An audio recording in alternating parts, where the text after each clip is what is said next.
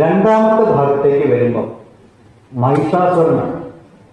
2, 3 മഹിഷാസുരനും ദേവിയുടെ യുദ്ധം, പൊരിഞ്ഞ യുദ്ധം. അപ്പൊ ഈ സാധാരണ ദേവി മഹാത്മ്യം വായിക്കുന്നു, അതിൽ മുഴുവൻ യുദ്ധം മാത്രമേ വയലൻസ് ആണ്. വയലൻസ് ഇതാണ്. നമ്മളുടെ ഉള്ളിലെ ഇല്ല പോരായ്മകളെയും പ്രശ്നങ്ങളെയും നമ്മൾ തന്നെ വേണ്ടേക്കണം. അതാണ് ഈ പറയുന്നത്. അവിടെ ഈ വിത്ത് പറഞ്ഞാലേ നമുക്ക് മനസ്സിലാവുള്ളൂ. രണ്ടാമത്തേത് മഹിഷാസുര വധം. മഹിഷാസുരനെ പല വിധത്തിൽ ദേവി ഇല്ലാണ്ടാക്കാൻ നോക്കണ്ട. ഓരോ പ്രാവശ്യത്തിലാണ് മഹിഷാസുരൻ വേറെ രൂപത്തിൽ പ്രത്യക്ഷപ്പെടും. അവസാനം മഹിഷാസുരനെ വധിച്ചു. നമ്മളൊക്കെ സാധാരണ കണ്ട മഹിഷാസുര വധം എങ്ങനെയാണ്? ഇവിടെ ഡാൻസിനൊക്കെ കാണും. കുറെ കുട്ടികൾ ഒരാൾ മഹിഷാസുരൻ കിടക്കുന്ന പോലെ ദേവി ഈശ്വരൻ പിടിച്ചത് കുത്തും, കണ്ണൊക്കെ നാവ് നീട്ടി. നമ്മളെ മനസ്സിലൊക്കെ എങ്ങനെയാണ് മഹിഷാസുരൻ? ശരിക്കുള്ള മഹിഷാസുരനാണ് അജ്ഞാനം ബാധിച്ച മനസ്സാണ് മഹിഷാസുരൻ. അജ്ഞാനമാണ് പോട്ട്.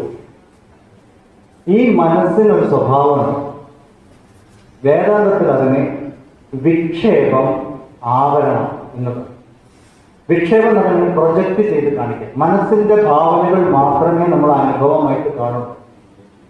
ഇപ്പൊ തന്നെ ഇവിടെ ഇത്ര ആൾക്കാർ ഇരിക്കുന്നുണ്ട്. ഓരോരുത്തരുടെ മനസ്സിൽ ഇത് ഓരോ അനുഭവമാണ്. നമ്മളിപ്പോൾ ഇത്ര ആൾക്കാരെ ചിഞ്ചിപ്പാടെ താമസിക്കുന്നു. ചിലർക്ക് ചിഞ്ചിപ്പാട് അറുപത് സഹിച്ചൂടാ വന്നു കിട്ടും. ചിലർ ചിഞ്ചിപ്പാടെ കുഴപ്പമില്ല. കല്യാൺ ബസ്സിലേക്ക് വെന്റർ ട്രാഫിക് എല്ലാവരും ചിഞ്ചിപ്പാടയിലാണ്. പക്ഷെ ഓരോരുത്തരുടെ മനസ്സും എന്താണോ പറയുന്നത് അതാണ് അവരുടെ ലോകം. വിക്ഷേപം. ഈ വിക്ഷേപം ഉണ്ടെങ്കിൽ യഥാർത്ഥത്തിന് നമുക്ക് കാണാൻ പറ്റില്ല. എന്താണോ കാണേണ്ടത് അതിനെ കാണാൻ സാധിക്കില്ല. അതിന് നമ്മൾ ആവരണവും വിക്ഷേപവും അജ്ഞാനം ബാധിച്ച മനസ്സിന്റെ സ്വഭാവം. ഇത് ഉള്ളിടത്തോളം കാലം ദുഃഖം. ഈശ്വരനെ നമ്മൾ അറിയില്ല. അപ്പൊ ഈശ്വരനിലേക്ക് എത്തണമെങ്കിൽ, ആനന്ദത്തിലേക്ക് എത്തണമെങ്കിൽ, നവരാത്രിയുടെ ലക്ഷ്യത്തിലേക്ക് എത്തണമെങ്കിൽ തപസ്സിന്റെ രണ്ടാമത്തെ ഭാഗമായിട്ട് ആവരണത്തിനെയും വിക്ഷേപത്തിനെയും ഇല്ലാണ്ടാക്കണം. അജ്ഞാനമയമായിരിക്കുന്ന മനസ്സിനെ ഇല്ലാണ്ടാക്കണം. മഹിഷാസുരവധം. അർജുനൻ യുദ്ധക്കളത്തിൽ വന്നു, ശത്രുക്കളെ കാണാനും കൊല്ലാനുമായിട്ട് വന്നു. അർജുനൻ കണ്ടത് സ്വന്തക്കാരിയാണ്. അപ്പൊ എന്താ പറഞ്ഞത്? സ്വജനങ്ങളെ കണ്ടോടുകൂടി എന്റെ കൈയും കാലും എപ്പോഴും ഒന്നും പിടിക്കാൻ പറ്റും. ശത്രുക്കളെ കണ്ടില്ല.